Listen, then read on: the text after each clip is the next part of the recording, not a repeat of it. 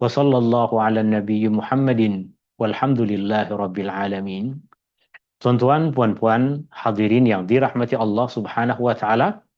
Ini adalah perjumpaan kita yang pertama untuk mempelajari surah An-Nur, ayat-ayat dan hikmah-hikmah yang terkandung di dalam surah yang mulia ini.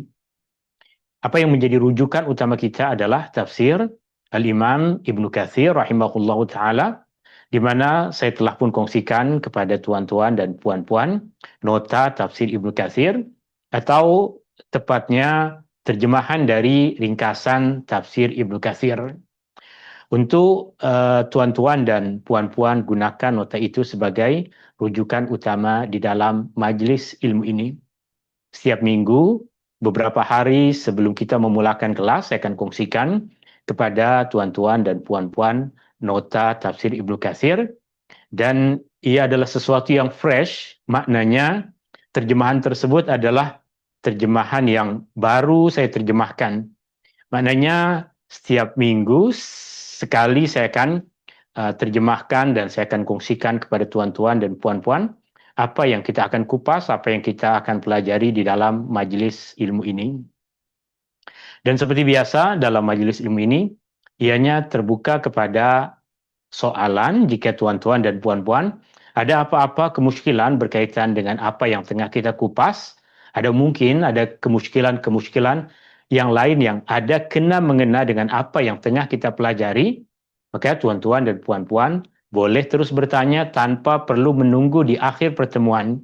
Sebab nanti di akhir pertemuan, lepas kelas, kita akan terus tutup majelis ilmu. Jika ada apa-apa soalan di tengah kelas, maka boleh terus bertanya. Soalan boleh tuan-tuan dan puan-puan tulis di dalam chatroom yang ada di dalam Zoom meeting ini, atau tuan-tuan dan puan-puan juga boleh terus membuka mikrofon untuk bertanya soalan yang berkaitan dengan apa yang tengah kita bahas.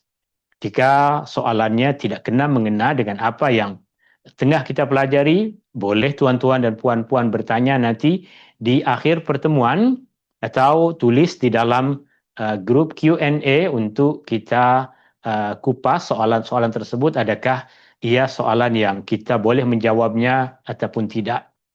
Tuan-tuan, puan-puan, hadirin yang dirahmati Allah Subhanahu wa taala, dengan membaca Bismillahirrahmanirrahim, kita mulakan majlis ilmu ini. Ini adalah mukaddimah dan insyaAllah kita hanya akan mengupas ayat yang pertama dari surah An-Nur. Surah An-Nur masuk di antara surah-surah Madaniyah, surah yang diturunkan di Madinah selepas Rasulullah SAW hijrah ke Madinah. Dan surah ini tidak diturunkan sekali kepada Rasulullah SAW. Surah ini seperti kebanyakan surah-surah yang lain diturunkan kepada Rasulullah SAW sedikit demi sedikit, berkaitan dengan keadaan, berkaitan dengan peristiwa yang terjadi pada masa Rasulullah SAW, yang Allah berkehendak untuk mengkaitkan kandungan-kandungan yang ada di dalam surah An-Nur ini dengan peristiwa-peristiwa tersebut yang terjadi pada masa hidup Rasulullah SAW. Sama ada yang dilakukan oleh Rasulullah SAW, yang dilakukan oleh para sahabat Nabi SAW, atau mungkin apa yang dilakukan juga oleh orang-orang musyrik, apa yang mungkin juga dilakukan oleh orang-orang munafik. Peristiwa-peristiwa tersebut yang kemudian kita kenal sebagai asbabun nuzul.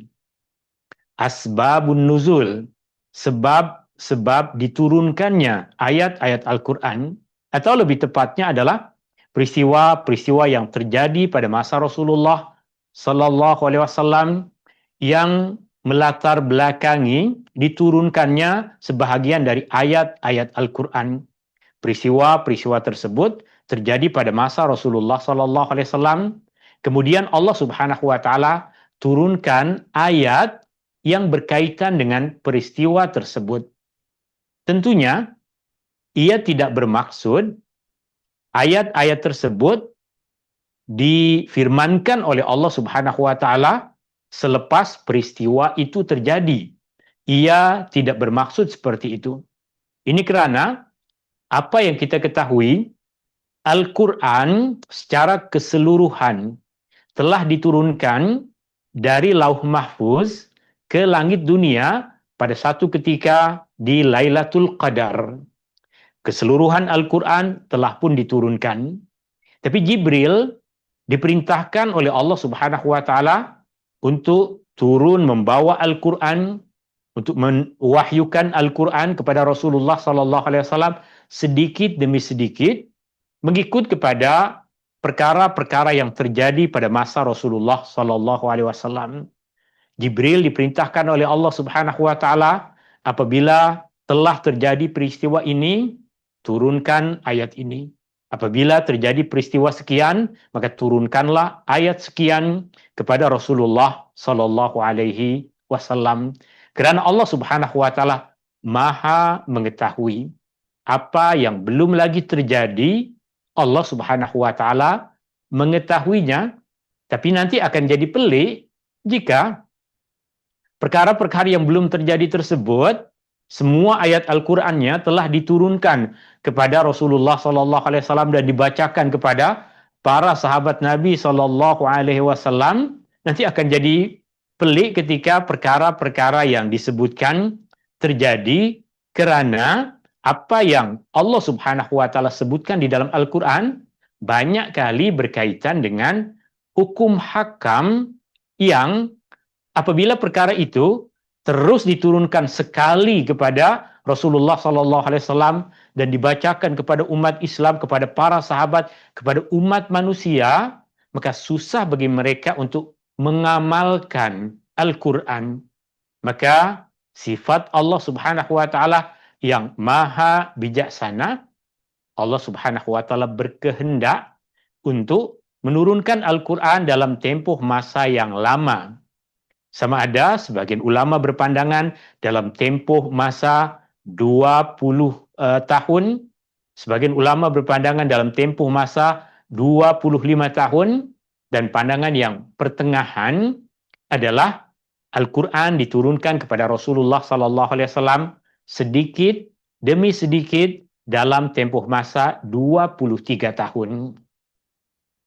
Surah An-Nur masuk dalam himpunan surah-surah yang diturunkan kepada Rasulullah sallallahu alaihi wasallam sedikit demi sedikit.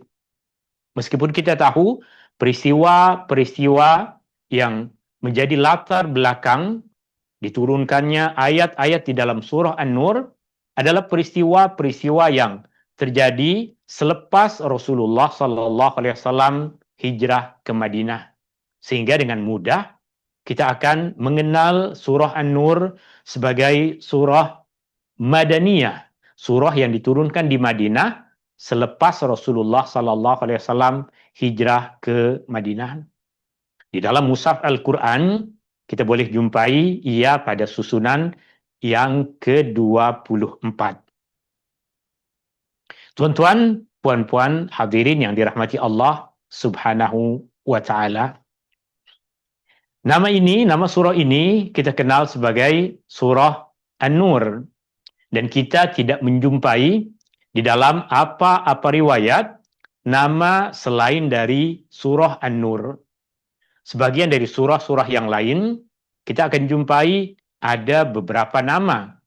Sebagian dari surah-surah yang lain kita akan jumpai lebih dari satu nama, sama ada sebahagian dari nama itu diriwayatkan dari Rasulullah sallallahu alaihi wasallam, dari para sahabat atau dari para ulama generasi awal dahulu. Tapi surah An-Nur kita hanya jumpai pada apa yang ditulis oleh para ulama, apa yang diriwayatkan oleh para ulama, kita hanya jumpai satu nama untuk surah ini, yaitu surah Nur. Dan di dalam Al-Quran, di dalam surah ini, terdapat satu ayat yang sangat istimewa yang kemungkinan besar ia adalah sebab kenapa surah ini dinamakan dengan nama surah An-Nur. Yaitu firman Allah Subhanahu wa taala di dalam surah ini pada ayat yang ke-35, Allah Subhanahu wa taala berfirman, A'udzubillahi minasyaitonir rajim. Allahu nurus samawati wal ard. Allah adalah nur as-samawati wal ard. An-Nur adalah nama di antara nama-nama Allah Subhanahu wa taala. Makna asal dari perkataan An-Nur adalah cahaya. Allahu nurus samawati wal ard. Allah adalah cahaya yang menerangi langit dan bumi. Allah Subhanahu wa taala nurus samawati wal ard juga difahami dengan makna Allah yang memberikan hidayah, yang memberikan petunjuk kepada sesiapa sahaja yang berada di langit dan di bumi. Demikian makna yang disebutkan oleh Imam Malik untuk maksud Allahu nurus samawati wal ard. Demikian makna yang disebutkan oleh Imam At-Tabari rahimahullahu ta'ala ketika Imam At-Tabari mengupas ayat ini. Allahu nurus samawati wal ard, ia boleh bermaksud Allah adalah yang memberikan petunjuk, yang memberikan hidayah kepada sesiapa yang ada di langit, itu para malaikat, dan sesiapa yang ada di bumi, yaitu manusia. Kesan dari cahaya tersebut, kesan dari petunjuk itu adalah apa yang kita rasakan jika kita merasakan keindahan keimanan, jika kita merasakan keindahan agama Islam, jika kita merasakan keindahan Al-Quran, jika kita melihat dengan terang petunjuk dari Allah Subhanahu wa taala, maknanya Allahu nurus samawati wal ard, Allah yang memberikan petunjuk kepada langit dan bumi, petunjuk tersebut telah sampai kepada kita. Peganglah dengan kuat petunjuk tersebut, kekalkan petunjuk itu di dalam diri kita, amalkan petunjuk tersebut dalam kehidupan keseharian kita. Surah ini dinamakan Surah An-Nur, dan ia adalah satu di antara nama-nama Allah Subhanahu wa taala. Allah An-Nur, Allah adalah cahaya yang hakiki. Allah An-Nur, Allah adalah cahaya yang memberikan petunjuk kepada makhluk-makhluk yang Dia ciptakan. Dan tuan-tuan, puan-puan, hadirin yang dirahmati Allah Subhanahu wa taala, surah ini dikenal dengan nama Surah An-Nur sebagaimana yang kita jumpai dalam satu riwayat yang disebutkan oleh Imam Al-Baihaqi di dalam kitab Syu'abul Iman.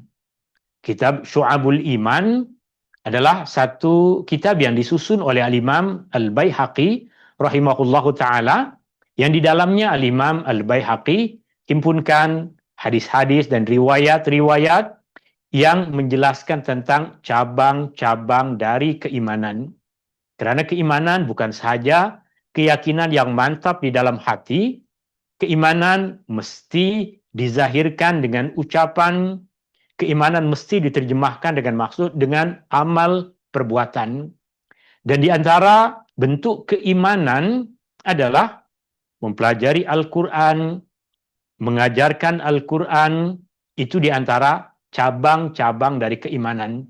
Perkataan Syu'abul Iman yang menjadi tajuk dari kitab ini bermaksud cabang-cabang keimanan. Perkataan Syu'abul Iman, ia merujuk kepada hadis Nabi SAW bahwa iman memiliki banyak cabang. Cabang yang paling tinggi dari keimanan adalah La ilaha illallah. Pada riwayat ini, Al-Imam Al-Baihaqi rahimahullahu ta'ala kongsikan kepada kita bahwa Umar bin Khattab radhiyallahu an, anna Umar radhiyallahu an kataba, telah menulis, ila, kepada ummalihi, pegawai-pegawainya, pekerja-pekerjanya, orang-orang yang dilantik untuk bekerja di dalam kekhilafahannya, orang-orang yang dilantik untuk bekerja di dalam pentadbirannya.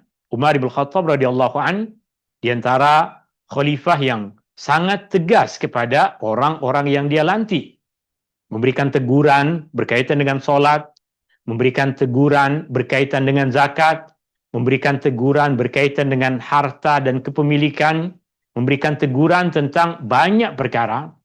Dan di antara nasihat yang ditulis oleh sahabat Nabi SAW yang dilantik menjadi khalifah kedua selepas kematian Abu Bakar As-Siddiq radhiyallahu an, Umar bin Khattab radhiyallahu an dalam riwayat ini menulis kepada orang-orang yang dia lantik sebagai pegawainya, sebagai pekerjanya. Beliau menulis di dalam tulisan itu, beliau mengatakan, ta'allamu surat Bara'ah. Pelajarilah surah Bara'ah. Pelajarilah surah At-Taubah. Surah Bara'ah maksudnya adalah surah Taubah. Artinya kita dari sini pun kita tahu bahwa ada sebahagian surah dalam Al-Quran yang memiliki banyak nama. Surah Bara'ah, surah Taubah, dan kata Umar bin Khattab radhiyallahu an, wa alimu nisa'akum surat An-Nur, dan ajarkanlah kaum perempuan di antara kamu surah An-Nur. Dari apa yang ditulis oleh Umar bin Khattab radhiyallahu an, kita mengetahui, kita mempelajari bahwa surah ini telah pun dikenal dengan nama surah An-Nur sejak masa para sahabat Nabi Shallallahu Alaihi Wasallam. Dan jika ia sudah dikenal pada masa para sahabat Nabi Shallallahu Alaihi Wasallam, sudah tentu para sahabat mempelajari Al-Quran, mempelajari nama-nama Al-Quran, mempelajari kefahaman Al-Quran dari Rasulullah Sallallahu Alaihi Wasallam. Maka kuat sangkaan kita bahwa nama surah An-Nur adalah nama yang telah dikenal sejak masa Rasulullah Sallallahu Alaihi Wasallam. Ungkapan ini, alimu nisa'akum surat An-Nur, ajarkanlah kaum perempuan di antara kamu surah An-Nur, diriwayatkan daripada Umar Ibn Khattab radhiyallahu an. Tuan-tuan, puan-puan, hadirin yang dirahmati Allah Subhanahu wa taala. Perkataan An-Nur banyak disebutkan di dalam Al-Quran. Jika kita kira, kita akan jumpai terdapat 45 kali perkataan An-Nur disebutkan di dalam Al-Quran. 7 di antaranya kita jumpai di dalam surah An-Nur.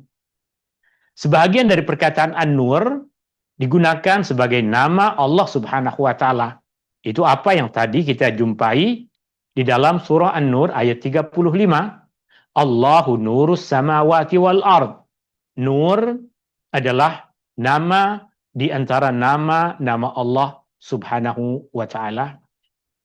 Dan perkataan An-Nur juga terkadang digunakan untuk maksud Al-Quran. Perkataan An-Nur juga terkadang digunakan untuk maksud agama Islam. Perkataan An-Nur juga terkadang digunakan untuk maksud keimanan.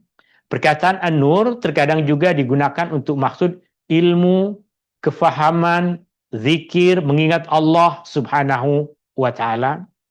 Insyaallah ketika nanti kita sampai di dalam surah An-Nur pada pembahasan ayat yang Allah Subhanahu wa taala menyebutkan perkataan An-Nur, kita akan kupas dengan lebih mendalam perincian tentang perkataan An-Nur di dalam Al-Quran. Kerana 7 perkataan An-Nur yang disebutkan di dalam surah An-Nur, ia digunakan untuk beberapa maksud yang berbeza. Ada yang digunakan untuk maksud Allah sebagai nama Allah, ada yang digunakan untuk maksud agama Allah, ada yang digunakan untuk maksud petunjuk, dan ada yang digunakan untuk maksud-maksud yang lain.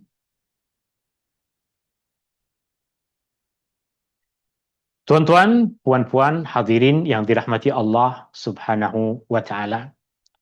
Tema utama dari surah An-Nur adalah agama yang Allah Subhanahu wa taala wahyukan kepada Rasulullah sallallahu alaihi wasallam, agama yang Allah Subhanahu wa taala turunkan untuk kita adalah cahaya yang akan menerangi diri kita. menerangi keluarga kita, menerangi masyarakat kita. Agama yang Allah Subhanahu wa taala turunkan bukan setakat ritual. Kita pergi ke masjid solat, lepas solat dah kita tinggalkan agama. Agama bukan saja 1 bulan kita berpuasa, menahan diri dari perkara-perkara yang haram. Selepas itu, lepas habis bulan Ramadan, segala perkara yang haram kita buat. Agama bukan saja kita kumpul duit untuk pergi haji, kemudian kita kumpul duit untuk beli benda-benda yang haram. Agama bukan sahaja kita melakukan satu ketaatan di satu masa, tapi agama adalah cahaya yang memberikan penerangan kepada diri kita, keluarga kita, dan masyarakat kita. Ini kerana, sebagaimana yang tadi saya kongsikan kepada tuan-tuan dan puan-puan dah pun tahu, surah An-Nur masuk dalam himpunan surah-surah Madaniyah, dan pada surah-surah yang Allah Subhanahu wa taala turunkan di Madinah, terdapat banyak perincian tentang hukum hakam, dan itu yang nanti kita akan jumpai banyak disebutkan di dalam surah An-Nur ini.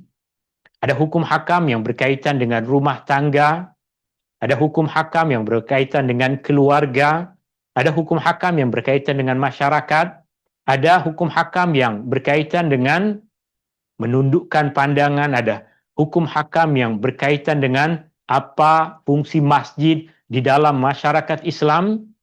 Kerana banyaknya perincian tentang hukum hakam yang semua itu mengarahkan kita kepada keadaan sebagai seorang hamba yang tunduk, patuh kepada aturan yang ditetapkan oleh Allah Subhanahu wa taala, maka kita memahami bahawa agama tersebut, Al-Quran tersebut, syariat tersebut adalah cahaya yang Allah Subhanahu wa taala turunkan untuk menerangi diri kita, untuk menerangi keluarga kita, untuk menerangi masyarakat kita.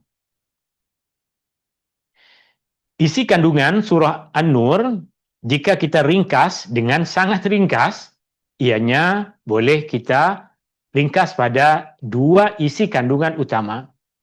Dan 2 isi kandungan utama ini kita akan perincikan di dalam majlis-majlis ilmu kita.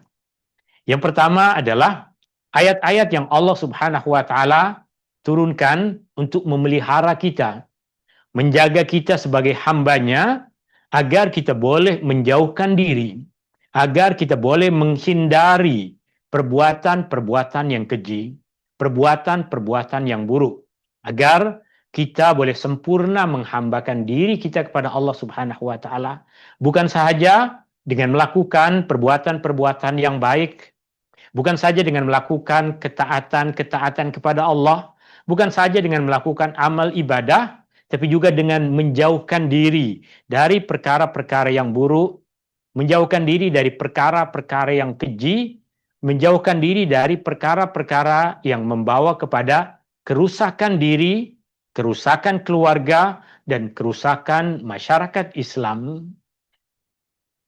Dan perkara yang kedua yang menjadi isi kandungan utama dari surah An-Nur adalah adab-adab yang Allah Subhanahu wa taala gariskan bagi kita sebagai seorang individu di dalam rumah kita, bagi kita sebagai bahagian dalam keluarga di dalam rumah kita, dan adab-adab kita sebagai bahagian dari masyarakat.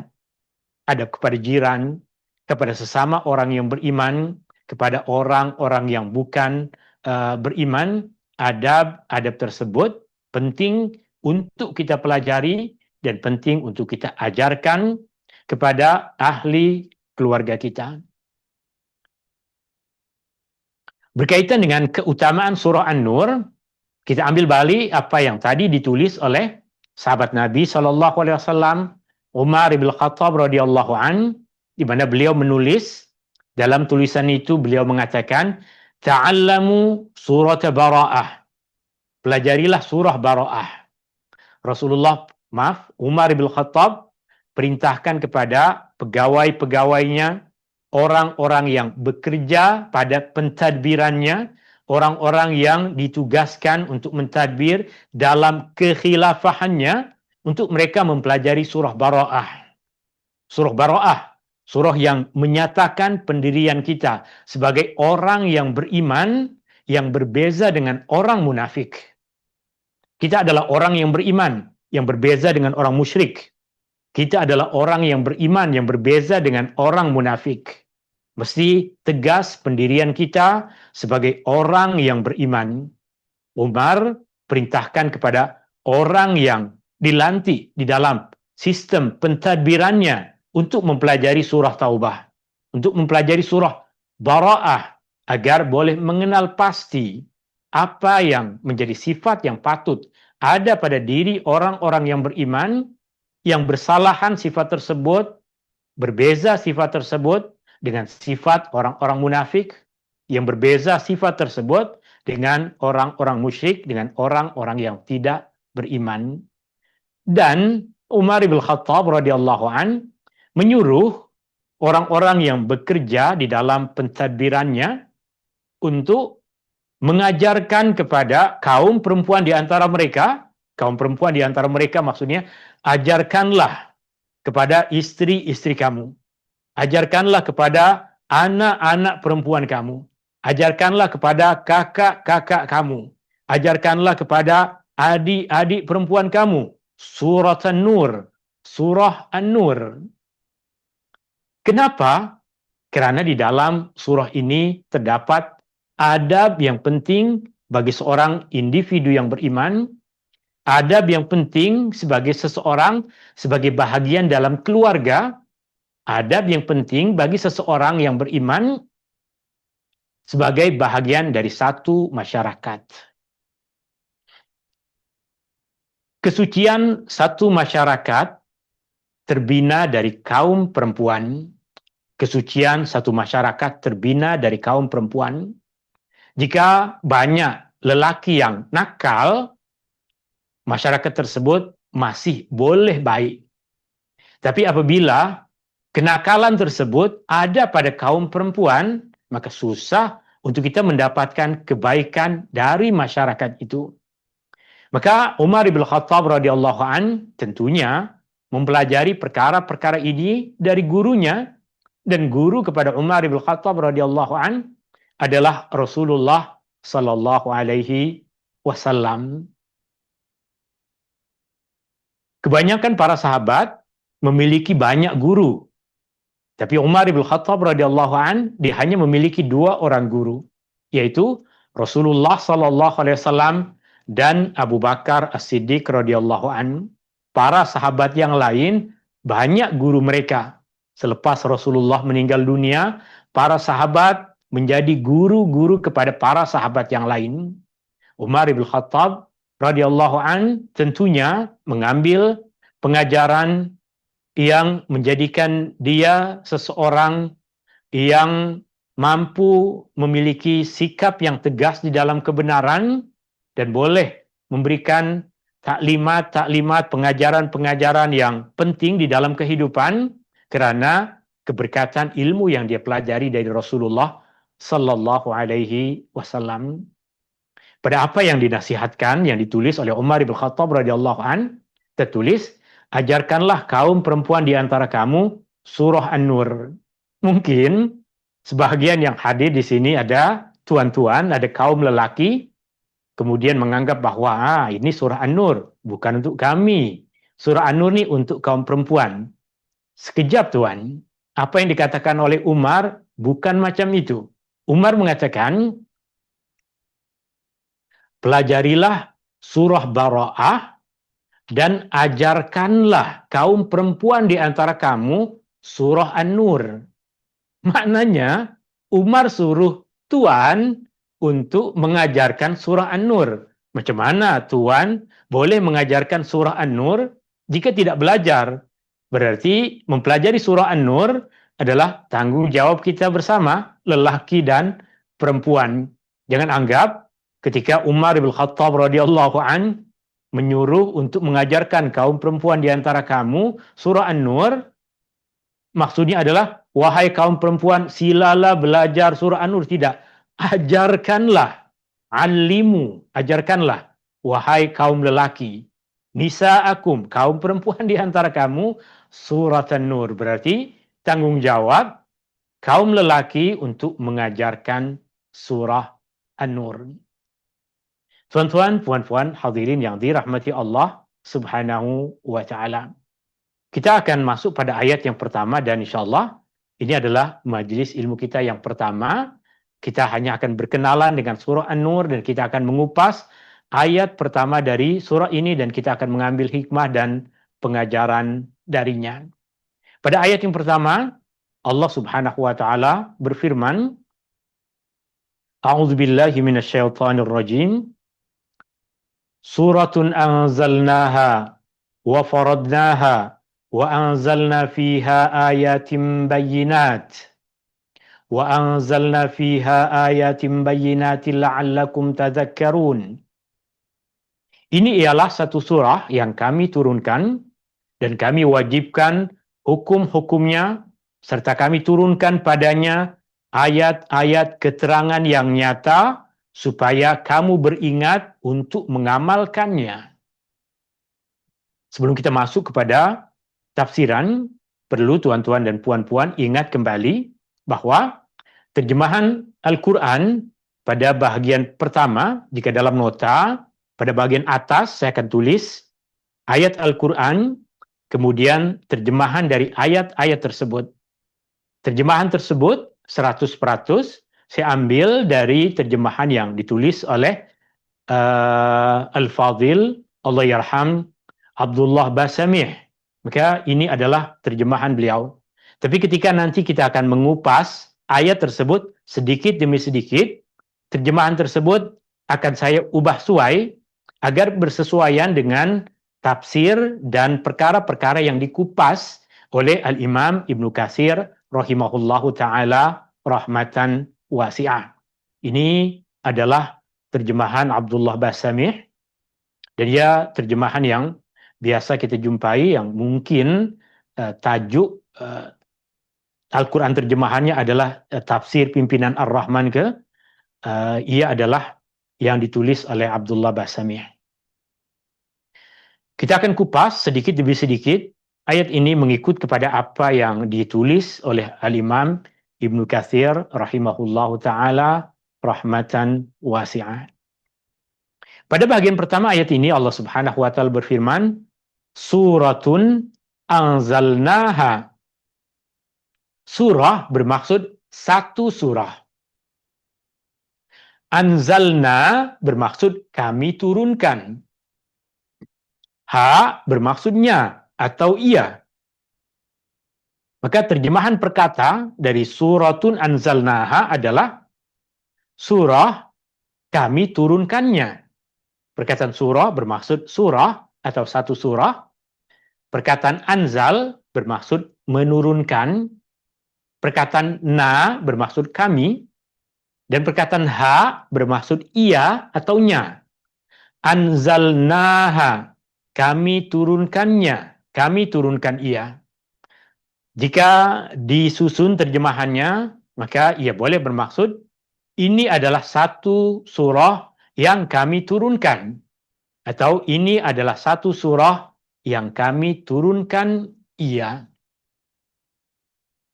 Allah Subhanahu wa ta'ala turunkan surah An-Nur seperti yang kita telah ketahui tadi selepas Rasulullah berhijrah ke Madinah dan ia diturunkan dalam tempoh masa Nabi SAW berada di Madinah.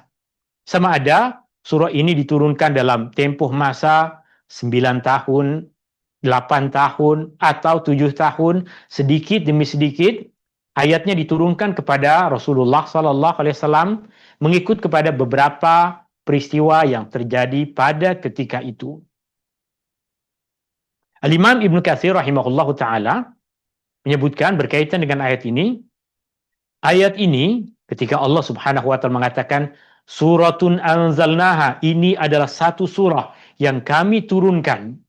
Berarti ayat ini mengisyaratkan bahwa surah An-Nur ini Allah Subhanahu wa ta'ala berikan perhatian yang khusus. Meskipun tidak menafikan tentang kepentingan surah-surah yang lain. Surah yang lain pun penting, tapi Allah Subhanahu wa taala pada surah An-Nur ini dengan tegas menyebutkan bahwa ini adalah satu surah yang kami turunkan. Ketika ada penegasan bahwa ini adalah satu surah yang kami turunkan, maka ada benda yang penting untuk kita pelajari di dalam surah ini. Ada perkara yang mustahak untuk kita kaji, untuk kita kupas, untuk kita jadikan sebagai pegangan di dalam kehidupan kita. Wa faradnaha, dan kami fardukan ia. Perkataan wa faradnaha di dalamnya ada 4 perkataan. Wa bermaksud dan, farad bermaksud fardukan, wajibkan, na bermaksud kami, ha bermaksud ia. Wa faradnaha, wa faradnaha, dan kami fardukan ia, dan kami wajibkan ia. Perkataan fardu dan wajib adalah perkataan yang memiliki makna yang berdekatan, sehingga di dalam kitab hukum hakam kita pun menggunakan perkataan fardu dengan maksud yang sama dengan perkataan wajib. Salat fardu, salat wajib. Puasa fardu, puasa wajib. Lafaz fardu dan wajib biasa kita gunakan untuk makna yang sama. Kenapa ia biasa kita gunakan dengan makna yang sama? Sebab kita hanya fokus mengkajinya dalam satu sudut pandang. Karena dalam mazhab Al-Imam Asy-Syafi'i, perkataan fardu dan wajib adalah perkataan yang sama. Sedangkan jika kita mengupasnya lebih luas, Al-Imam Abu Hanifah rahimahullahu ta'ala menggunakan perkataan fardu berbeza dengan menggunakan perkataan wajib. Fardu dan wajib, dua istilah yang berbeza menurut kepada perincian Al-Imam Abu Hanifah dan perincian di dalam mazhab Al-Hanafi. Perkataan fardu misalnya, mereka gunakan untuk perkara-perkara yang Allah wajibkan dengan tegas dalam Al-Quran. Misalnya, puasa Ramadan adalah fardu. Salat 5 waktu adalah fardu. Sedangkan wajib adalah perintah-perintah dari Allah Subhanahu wa taala yang selalunya disebutkan di dalam hadis Nabi SAW. Mereka namakan sebagai benda-benda yang wajib. Contoh, salat 5 waktu bagi mereka adalah fardu. Salat witir dalam mazhab Abu Hanifah adalah wajib. Fardu, yang ini wajib. Fardu karena diperintahkan oleh Allah di dalam Al-Quran, wajib karena Rasulullah SAW menyuruhnya. Membaca Al-Quran di dalam salat. Al-Imam Abu Hanifah rahimahullahu ta'ala berpandangan membaca Al-Quran di dalam salat adalah fardu. Kenapa? Sebab Allah perintahkan di dalam Al-Quran, faqra'u ma tayassara minal Qur'an. Bacalah apa yang mudah bagimu di dalam Al-Quran. Membaca Al-Fatihah di dalam salat adalah wajib. Kenapa wajib? Sebab membaca Al-Fatihah di dalam salat disebutkan perintahnya di dalam hadis, bukan disebutkan perintahnya dalam Al-Quran. Ada fardu dan ada wajib yang difahami dengan makna berbeza di dalam mazhab Al-Imam Abu Hanifah rahimahullahu ta'ala rahmatan wasi'ah. Tentunya jika kita mengkaji hukum hakam dengan lebih luas lagi, kita akan terbuka dengan banyak, terdedah dengan banyak istilah-istilah yang berbeza dan banyak kesimpulan-kesimpulan yang membuat kita bertambah yakin bahwa mereka adalah para ulama yang bersungguh untuk memberikan kemudahan kepada kita agar kita boleh memahami Al-Quran dan petunjuk Rasulullah SAW dengan kefahaman yang betul. Wa faradnaha, dan kami fardukan ia. Kami fardukan surah An-Nur ini kepada kamu semua. Apa maksud Allah Subhanahu wa taala fardukan ia, fardukan surah An-Nur ini kepada kita? Imam Ibnu Katsir rahimahullahu taala kongsikan apa yang diriwayatkan daripada Mujahid dan Qatadah. Ini diantara nama yang akan banyak kita jumpai di dalam tafsir Ibnu Katsir. Mereka adalah dua di antara tokoh-tokoh ulama tabi'in yang nama dia banyak disebut oleh Imam Ibnu Katsir. Tentu selain mereka berdua, akan banyak lagi nama-nama yang lain yang nanti kita akan dengar, yang nanti akan disebut oleh Imam Ibnu Katsir rahimahullahu ta'ala. Mujahid dan Qatadah, salah dua orang dari tokoh tabi'in, generasi yang hidup selepas masa sahabat Nabi SAW, murid-murid kepada para sahabat Nabi. Menurut mereka, maksud kami fardukan surah An-Nur adalah kami telah menjelaskan di dalam surah An-Nur perkara yang halal dan haram. Maka fardu bagi kita untuk mengetahui mana yang halal, mana yang haram. Fardu untuk kita mengambil perkara yang halal dan meninggalkan perkara yang haram. Di dalam surah An-Nur juga Allah menjelaskan tentang banyak perintah, banyak larangan, serta batas-batas hukum. Itu maksud dari faradnaha, kami fardukan ia. Al-Imam Ibnu Katsir kemudian kongsikan kepada kita apa yang dikatakan oleh Al-Imam Al-Bukhari. Al-Imam Al-Bukhari, tuan-tuan dan puan-puan, kita kenal sebagai seorang tokoh ulama hadis. Tapi kepakaran Al-Imam Al-Bukhari bukan sahaja di dalam ilmu hadis. Dia pun mempelajari cabang-cabang ilmu yang lain.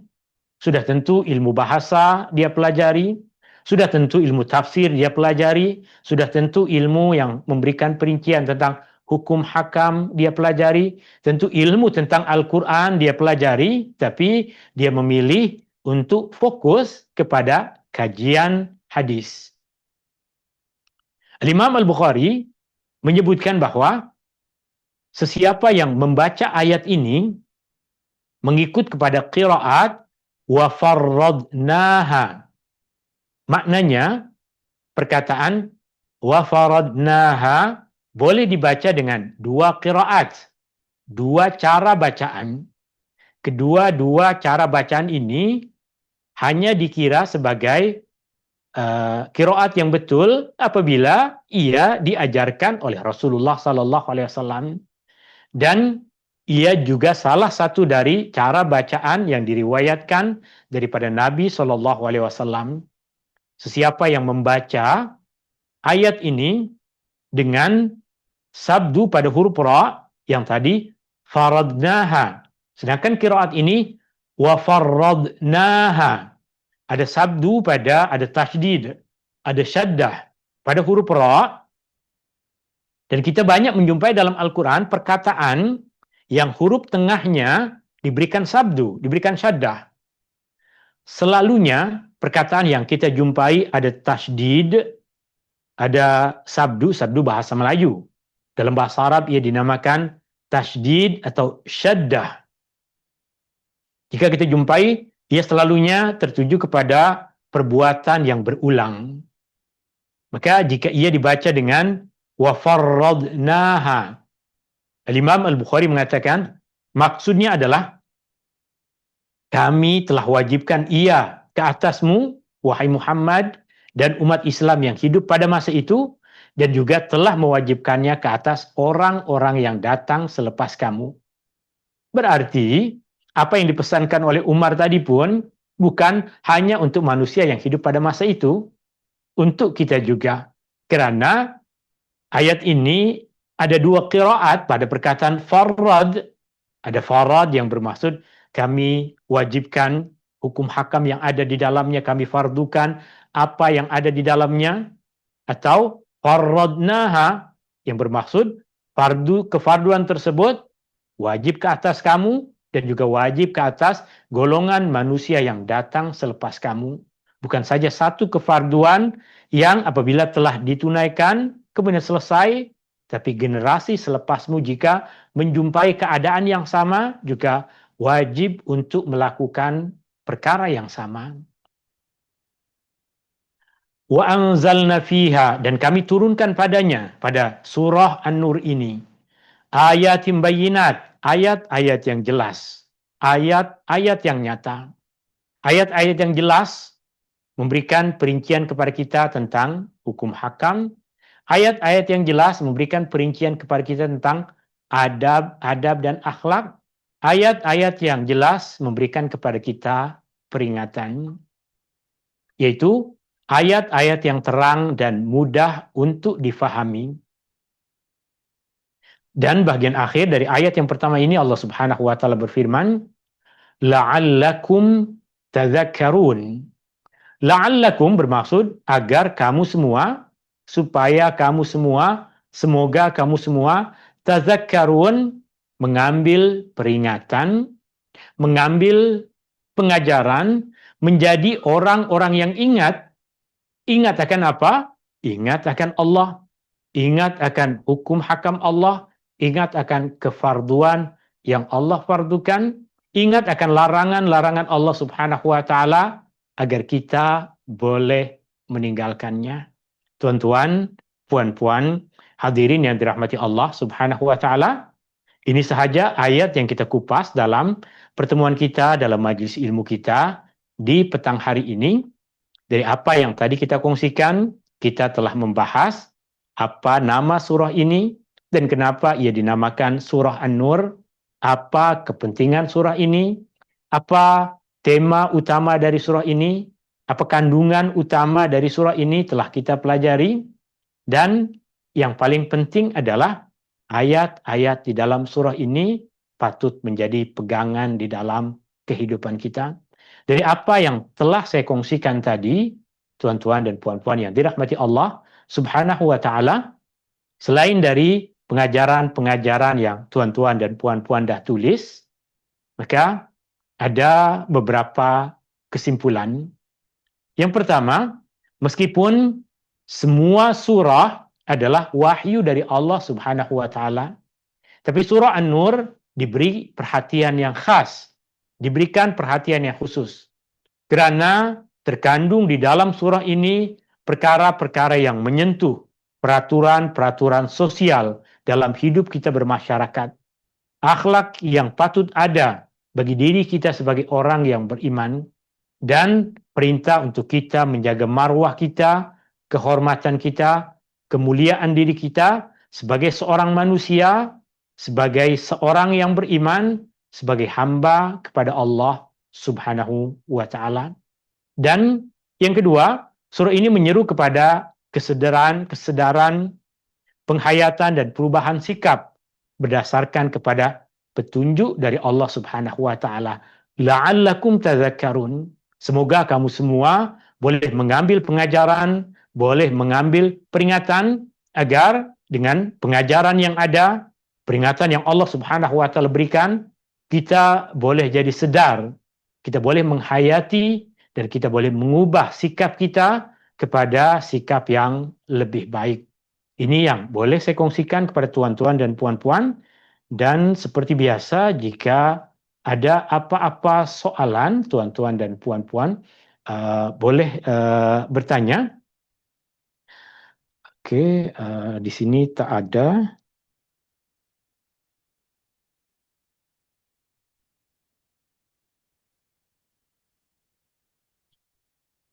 Oke, terima kasih. Dan maaf, ini ada satu pesan.